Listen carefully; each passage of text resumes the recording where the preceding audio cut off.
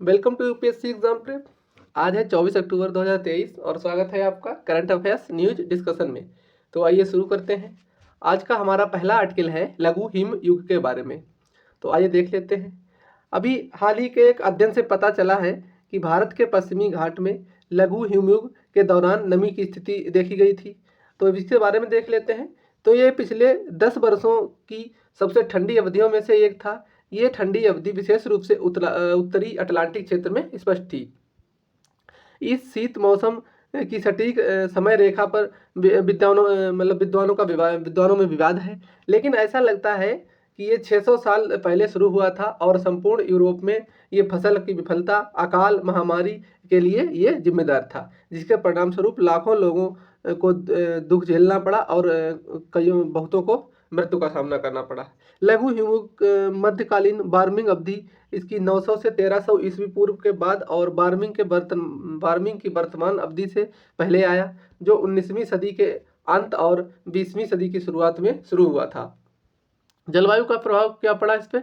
तो ये जलवायु और यूरोप और उत्तरी अटलांटिक क्षेत्र में अपने प्रभाव के लिए जाना जाता है। अल्पाइन ग्लेशियर अपनी पिछली और वर्तमान सीमा से बहुत नीचे बढ़ गए हैं, जिससे स्विट्जरलैंड, फ्रांस और जैसे अन्य स्थानों पर खेत, चर्च और गांव नष्ट हो गए। बार बार ठंडी सर्दियां और ठंड नम गर्मियों के कारण उत्तरी और मध्य यूरोप में अधिकांश हिस्सों में फसल बर्बाद हो गई और अकाल पड़ा। इसके अलावा 17वीं शताब्दी में समुद्री तापमान में गिरावट के कारण उत्तरी अटलांटिक कॉड मत्स्य पालन में गिरावट आई। अध्ययन के मुख्य निष्कर्ष क्या है इसके? तो इसने उस युग के दौरान वर्षा पैटर्न में महत्वपूर्ण भिन्नता दिखाई दी, जिससे लिटिल आइस एज के दौरान कम मानसूनी वर्षा के साथ समान रूप से ठंडी और शुष्क जलवायु की पारंपरिक धारणा को चुनौती मिली है। इसने सुझाव दिया है कि अंतर उष्णकटिबंधीय अभिसरण क्षेत्र ITCZ के उत्तर की ओर बढ़ने से सकारात्मक तापमान की विसंगतियों, सूर्य पर धब्बों की संख्या में वृद्धि और उच्च सौर गतिविधि के कारण जलवायु परिवर्तन हो सकता है और दक्षिण पश्चिमी मानसून में वृद्धि हो सकती है। इन्होंने लिटिल हिमयुग एज के दौरान भारतीय उपमहाद्वीप में ग्रीष्मकालीन मानसून के सबसे कमजोर चरण को सामान्य तौर पर ITCZ के दक्षिण की ओर स्थानांतरित होने के लिए जिम्मेदार ठहराया, जो ठंडे उत्तरी गोलार्ध के दौरान भूमध्य रेखा के जो पार उत्तर की ओर ऊर्जा प्रवाह में वृद्धि का परिणाम स्वरूप हुआ है। वर्तमान अध्ययन में उत्पन्न उच्च रिजोल्यूशन वाले पूरा जलवायु रिकॉर्ड भविष्य की जलवायु संबंधी भविष्यवाणियों और वैज्ञानिक रूप से सुदृढ़ नीति योजना के लिए पूरा जलवायु मॉडल विकसित करने में सहायक हो सकते हैं।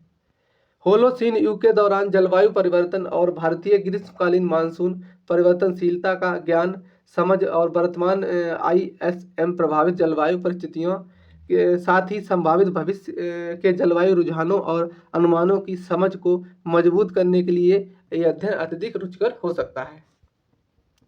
हमारा अगला आर्टिकल है लेनियंसी प्लस नॉर्म्स उदारता प्लस मानदंड के बारे में। तो आइए देख लेते हैं। भारतीय प्रतिस्पर्धा आयोग CC competition commission of India ने संशोधित कर जुर्माना नियमों का एक मसौदा जारी किया है। इसमें उदारता प्लस कार्यक्रम की शुरुआत का प्रावधान करता है। तो इसके बारे में जान लेते हैं। तो ये एक नया कार्टेल का पता लगाने वाला उपकरण है, जो इस बात पर प्रकाश डालता है कि प्रतिस्पर्धा निगरानी संस्था इसे कैसे संचालित करना चाहती है या कैसे संचालित कर रही है। अब देख लेते हैं। उदारता प्लस व्यवस्था प्रतिस्पर्धा संशोधन अधिनियम 2023 का हिस्सा थी। ये एक सक्रिय अविश्वास प्रवर्तन रणनीति है। इसका उद्देश्य प्रतिस्पर्धा नियामक को अज्ञात एवं कार्टेल के रिपोर्ट करने के लिए पहले से ही एक कार्टेल की जांच के तहत कंपनियों को प्रोत्साहित करके उदारता अनुप्रयोगों को आकर्षित करना है। इसके तहत प्रकटीकरण से लाभ होगा और जानकारी का खुलासा करने वाले व्यक्ति को पहले कार्टेल के जुर्माने में कमी होगी। कंपनी पर प्रतिकूल प्रभाव डाले बिना प्रकट किए गए कार्टेल के संबंध में कम जुर्माना प्राप्त होगा। यह उदारता प्लस व्यवस्था UK, US, सिंगापुर, ब्राजील जैसे न्याय क्षेत्र में पहले से ही मान्यता प्राप्त है, मतलब यहाँ वहाँ पर ये व्यवस्था लागू है। भारतीय प्रतिस्पर्धा आयोग के बारे में कुछ देख लेते हैं। तो ये भारत सरकार का एक वैधानिक निकाय है। इसकी स्थापना 2009 में प्रतिस्पर्धा अधिनियम 2002 के तहत की गई थी। इसका लक्ष्य भारतीय अर्थव्यवस्था में निष्पक्ष प्रतिस्पर्धा को पैदा करके बनाए रखना और जो उत्पादों को समान अवसर प्रदान करेगी और बाजारों को उपभोक्ता के कल्याण के लिए ये काम करती है।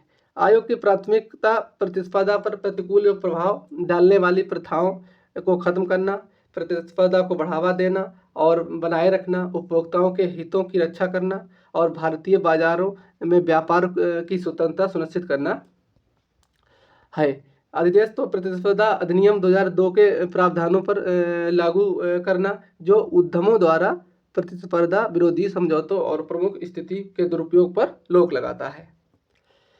यह विलय और अधिग्रहण को नियंत्रित करता है, जो भारत के भीतर प्रतिस्पर्धा पर प्रतिकूल प्रभाव डाल सकता है।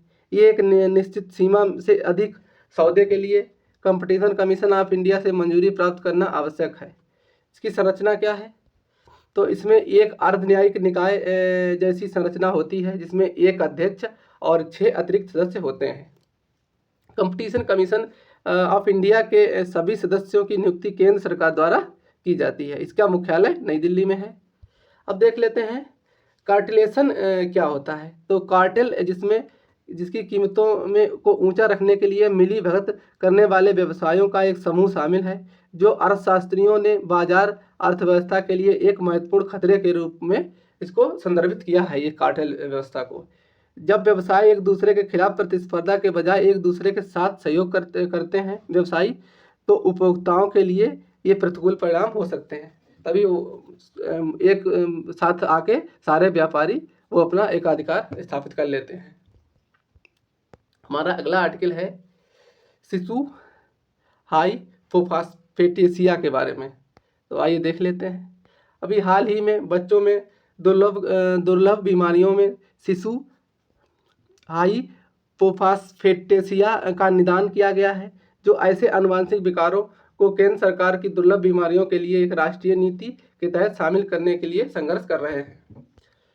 ये एक दुर्लभ आनुवंशिक बीमारी है जिसमें रोगी की हड्डियां और दांत नष्ट हो जाते हैं, जिससे कमजोर होने से उनमें फ्रैक्चर होने का भी खतरा रहता है। इसके लक्षण क्या है?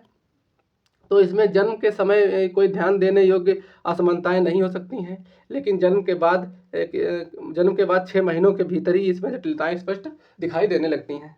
प्रारंभिक समस्या बच्चों का वजन और अपेक्षा के अनुरूप लंबाई बढ़ने में विफलता हो सकती है, जिससे वृद्धि विफलता कहा जाता है।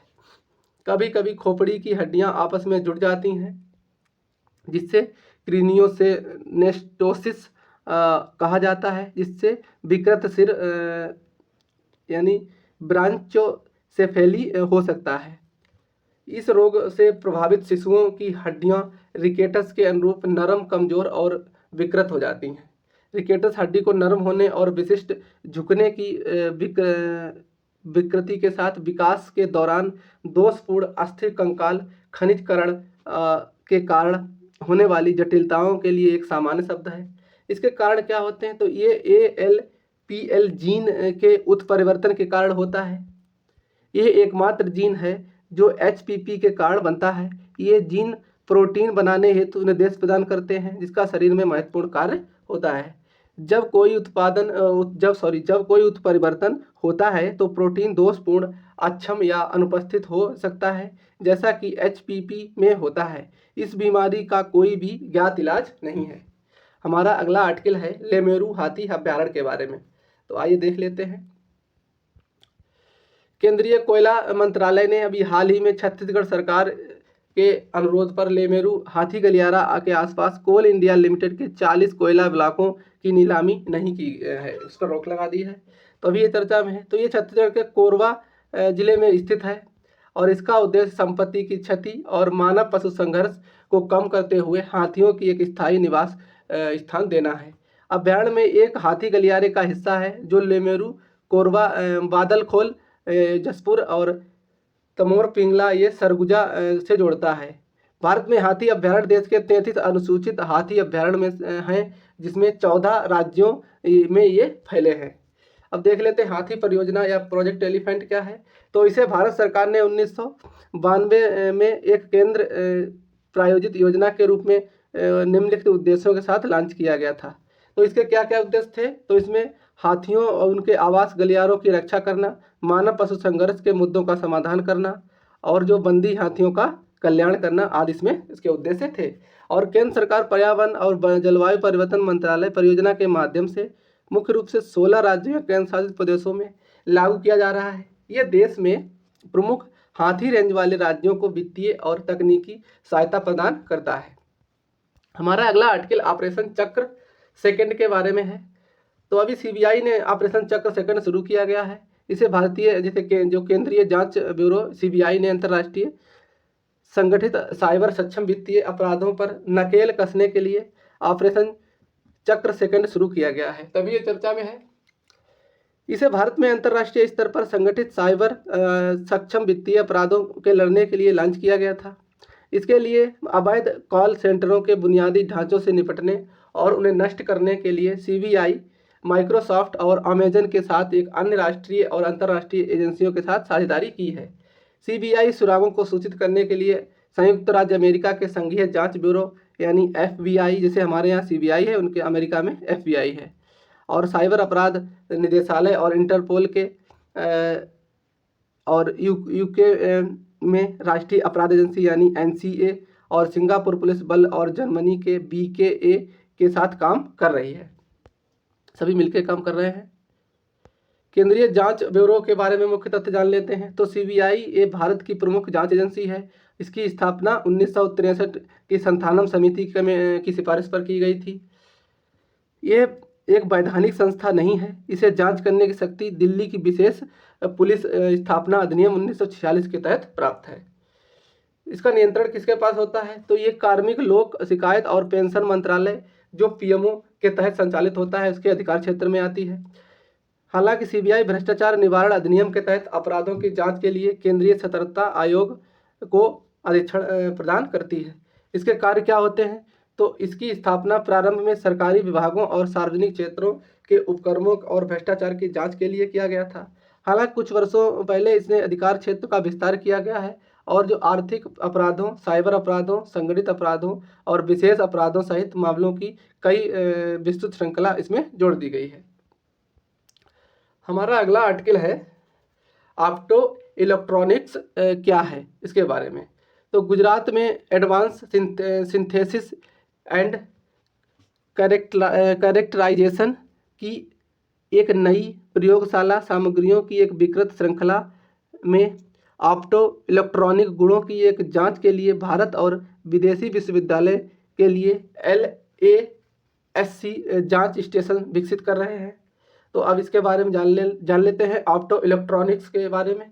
तो ये ऑप्टो इलेक्ट्रॉनिक्स प्रकाश उत्सर्जक या प्रकाश का पता लगाने वाले उपकरणों का अध्ययन के अनुप्रयोग हैं। इसे व्यापक रूप से फोटोनिक्स की एक उप अनुशासन माना जाता है। फोटोनिक्स प्रकाश के भौतिक विज्ञान के अध्ययन के अनुप्रयोग को संदर्भित करता है। ऑप्टो इलेक्ट्रॉनिक्स एक तेजी से उभरता हुआ प्रौद्योगिकी क्षेत्र है जिसमें प्रकाश की सोर्सिंग, पहचान, नियंत्रण के लिए इलेक्ट्रॉनिक उपकरणों को शामिल किया गया है। इसमें ये काफ़ी हद तक अर्धचालक सामग्रियों पर आधारित होते हैं और ये निकट अपरक्त और दृश्य प्रकाश को अवशोषित करने के लिए उपयुक्त बैंड गैप ऊर्जा प्रदर्शित करते हैं। ऐसे अनुप्रयोगों के लिए उनकी विद्युत चालकता यदि सही नहीं है भी आवश्यक है। ऑप्टो इलेक्ट्रॉनिक उपकरणों के उदाहरण में शामिल हैं।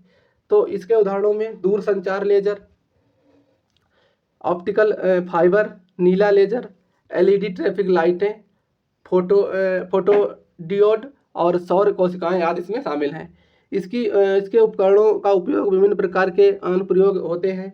कई क्षेत्रों में इसका उपयोग किया जा सकता है जैसे सैन्य सेवाएं, स्वचालित पहुंच नियंत्रण प्रणाली, दूर संचार, चिकित्सा उपकरण और बहुत कुछ में इसका उपयोग किया जा सकता है। ऑप्टो इलेक्ट्रॉनिक को ऑप्टिक्स के साथ भ्रमित नहीं किया जाना चाहिए क्योंकि यह क्षेत्र भौतिकी की एक व्यापक शाखा है जो विद्युत क्षेत्रों और प्रकाश की परस्पर क्रिया से संबंधित है। इस बात की चिंता किए बिना किसी भी इलेक्ट्रॉनिक उपकरण शामिल है या नहीं। हमारा अगला आर्टिकल है बन्नेरघट्टा राष्ट्रीय उद्यान के बारे में। तो आइए देख लेते हैं। सुप्रीम कोर्ट द्वारा नियुक्त केंद्रीय अधिकार प्राप्त समिति ने अभी हाल ही में कर्नाटक के मुख्य सचिव कार्यालय को बन्नेरघट्टा वन्यजीव अभयारण्य उद्यान बन्नेरघट्टा राष्ट्रीय उद्यान के पर्यावरण संवेदनशील क्षेत्र के अतिक्रमण के मुद्दे पर प्रतिक्रिया प्रस्तुत करने के निर्देश दिए हैं। तभी ये चर्चा में आया है। तो आइए देख लेते हैं। तो ये बेंगलुरु कर्नाटक के पास अनेकल पर्वत की पहाड़ियों में स्थित है। इसे 1931 में स्थापित इस पार्क को 1974 में राष्ट्रीय उद्यान का दर्जा दिया गया था। 2002 में इस बन्नेरघट्टा राष्ट्रीय उद्यान को एक इससे एक जैविक रिजर्व और बन्नेरघट्टा जैविक पार्क बन गया। ये भारत का पहला जैविक पार्क है। ध्यान रखना, ये भारत का पहला जैविक पार्क है बन्नेरघट्टा राष्ट्रीय उद्यान, जिसमें एक बाड़दार जंगली हाथी अभयारण्य है। 2006 में इस पार्क में भारत के पहले तितली बाड़े का उद्घाटन किया गया था। पहले तितली बाड़े का उद्घाटन 2006 में इसमें किया गया था। पार्क में जानवरों के लिए पानी का मुख्य स्रोत स्वर्णमुखी धारा पार्क केंद्र से होकर बहती है, मतलब स्वर्णमुखी नदी वहाँ पर बहती है। ये पूर्वी घाट से पश्चिमी घाट की ओर प्रवास करने वाले हाथियों के लिए एक महत्वपूर्ण गलियारे के रूप में भी कार्य करता है। वनस्पतियों में यहाँ पर 3 प्रकार की वनस्पति पाई जाती हैं, जिसमें शुष्क पर्णपाती झाड़ियाँ वन और दक्षिण उष्णकटिबंधीय शुष्क पर्णपाती वन और दक्षिण उष्णकटिबंधीय नम मिश्रित वन। नरसिसस लैटिफोलिया, स्लीचेरा, ओलियोसा, चंदन, नीम, इमली, बांस, नीलगिरी आदि यहाँ पर पेड़ पाए जाते हैं, पेड़ पौधे। जीव जंतुओं में लुप्त प्राय हाथी, एशियाई हाथी, भारतीय गौर, बाघ, सांबर हिरण, चित्तीदार हिरण, तेंदुआ, जंगली कुत्ता, जंगली सुअर, सलात भालू, आम नेवला और पेंगुलिन आदि यहाँ पर पाए जाते हैं। सिलेंडर लोरिस, ब्लैक नेप्ड खरगोश आदि सहित